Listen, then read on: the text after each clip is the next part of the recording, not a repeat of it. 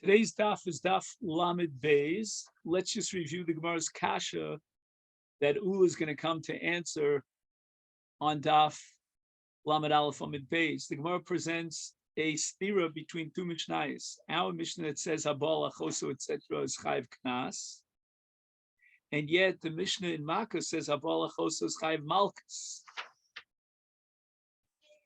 How could our mishnah say that Habal Achoso collects a knas if he's chayv malchus? Because we have a principle that kim maybe the ramine, either you get malchus or you get mamon, you don't get both. So how could he pay knas if he's chayv malchus? Omar ulo kash kan beachoso nara v'kan beachoso bogeres.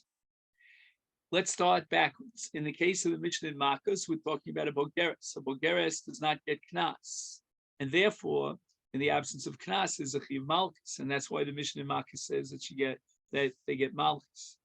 Our Mishnah here, on the other hand, in Ksubas, is talking about a case of a nara. A nara gets knas, and Ula holds, and this is going to be a big deal for today's sugya, that in the case we have an overlap of mamon and malchus, you pay the mamon, and you're exempt from the malchus. And that's called Mishalem Mamon V'Eino Loke. I will soon see the opinion of Rabbi Yochanan, who disagrees and holds that you get Malchus and you don't get Mamon. But Ula holds you pay Mamon, and that exempts you from Malchus. Now, one of the issues that perhaps this hinges upon is which is more chamor, paying Mamon or getting malchus.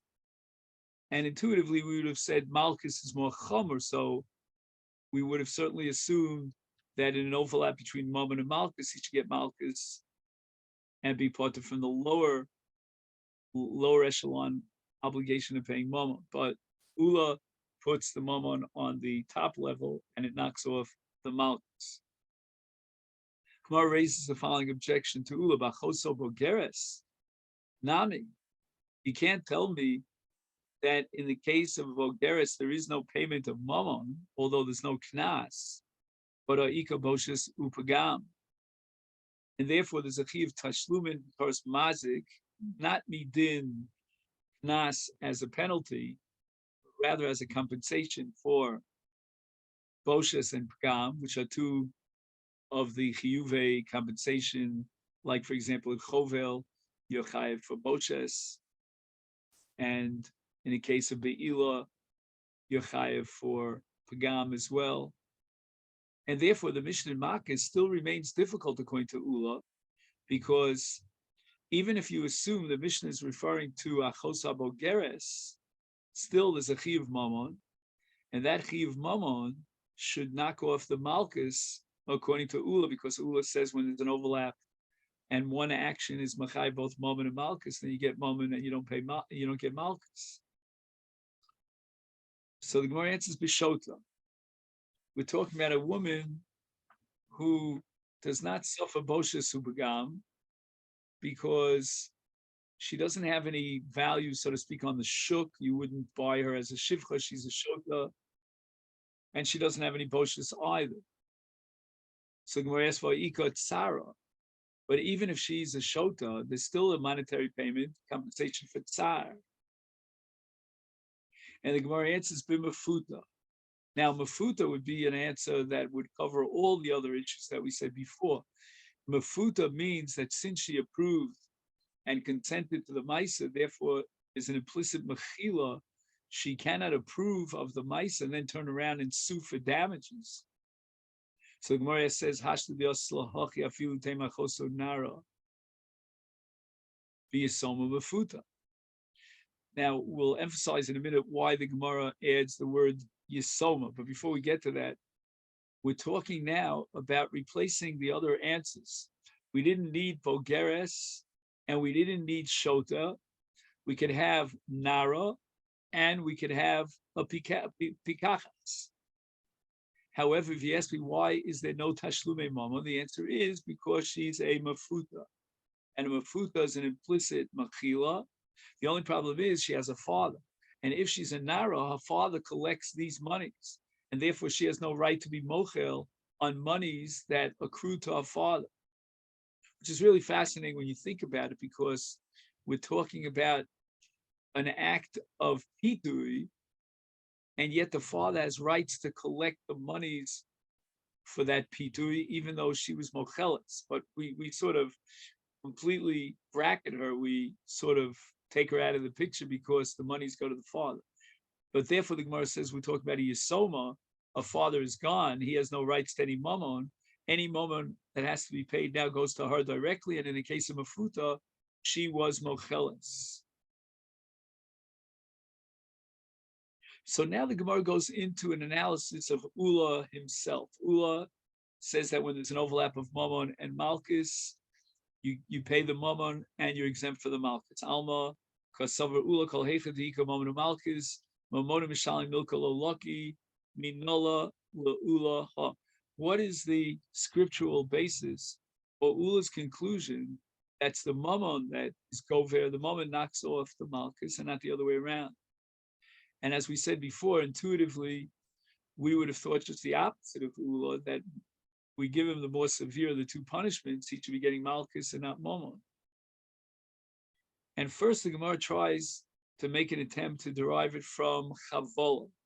In Chavola, the Torah is talking about an overlap of both a violation of a lav, the Torah says Pen Yosef, from which we derive the conclusion that Amakes Chavero, Loke, a person who hits his friend, will have violated the law of Baltosif, and therefore he gets Malchus for violating the law. But at the same time, the Torah says, Ayin Tachas Ayin, etc., which Chazal interpret to be Mammon, that Achov Chaver pays Mammon.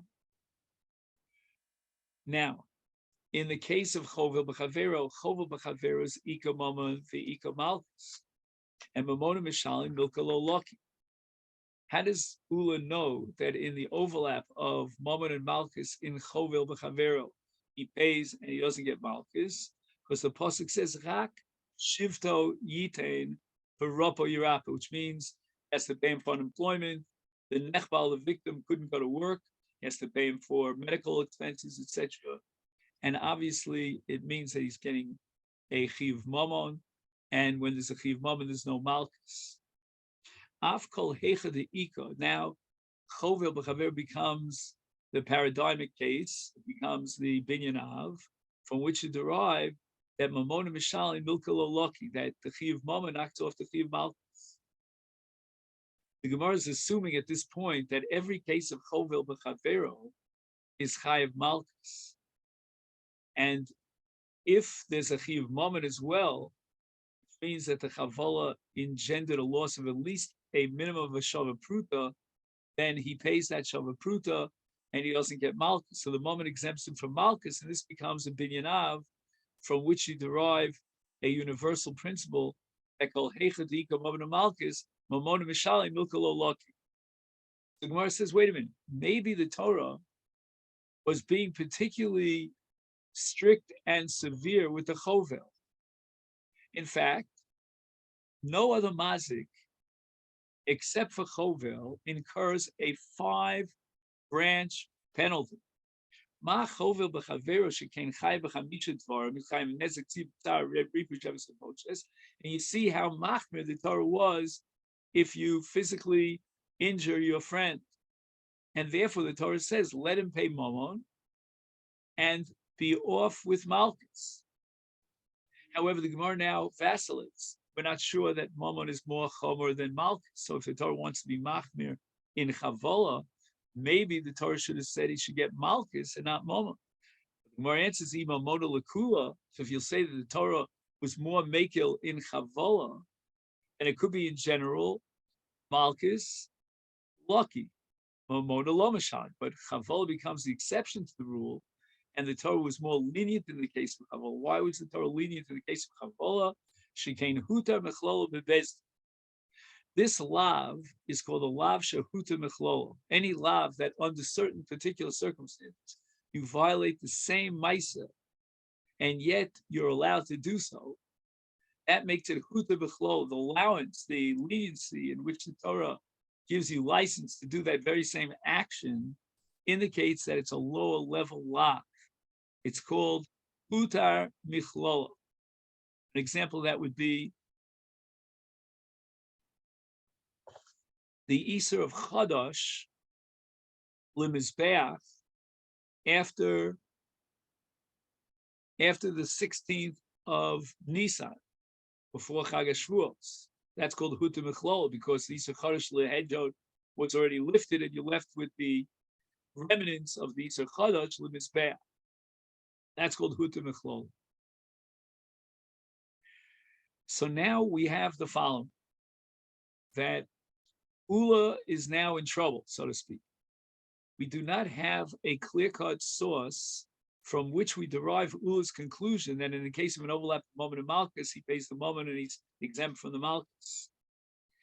Ella, so the Gemara says, Ula Gomar mi Edim Zomim. Edim Zomim is also an overlap of both a Chiv Mammon and a Chiv Malchus, because every case of Edim Zomim, when he purges himself in Bezdin, he violates the law of Lo Tana Berecha Choka. And for that law, he should get Malchus. However, the Torah says, Vasisam Lo Kasha Zomim Lasus Liochet. So if two Edom testify that Reuven owed Shimon 100, and then they were Muzam, these two Edom will have to pay Reuven 100, and they don't get Malchus. Gomar, the Edom Zomim, the Torah says that Vasisam Lo Kasha Zomim Lasus Liochet has to pay money. Edom Zomim Ika Mamon, Malchus. So the Mammon will completely trump the Malchus.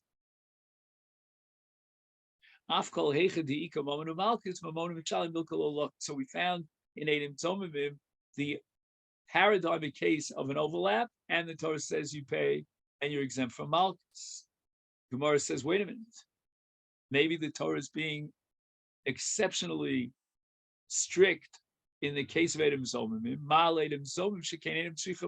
show you and I'll prove to you that the Torah is machmer in the violation of this lav in a way that all other lavim would not be a violation. In order to get punished for a violation of a lav, you need a hasra, but not so in the case of Edom Zomim. It's a whole sugya as to why Edom Zomim do not need hasra.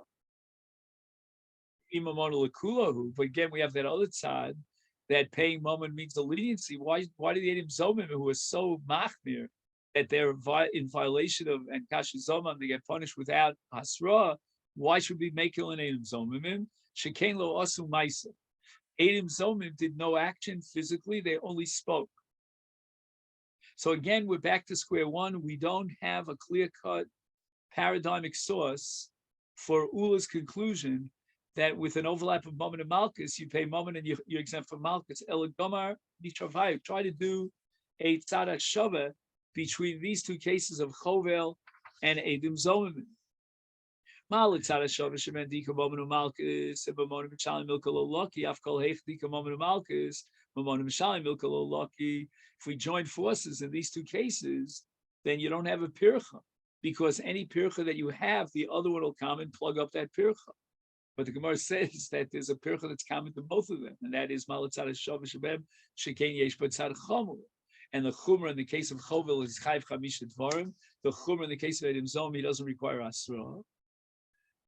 But that's again assuming that Mammon is more Chomer than Malchus. Ve'i Mammon L'Kulo is Shekain Yesh Bem Tad HaKula, that both of them in common have a Kula. The Kula in the case of Chovel is that Huta Mechlolo Eitzel Bezdin, right? Because Bezdin will give him a chavola, as it says, Vaya ben Hakos as Harasha, and the Kula Edom Zomim is that it's deeper without a mice. But now we finish with Lamed Aleph, Amud Beis, and we go on to the next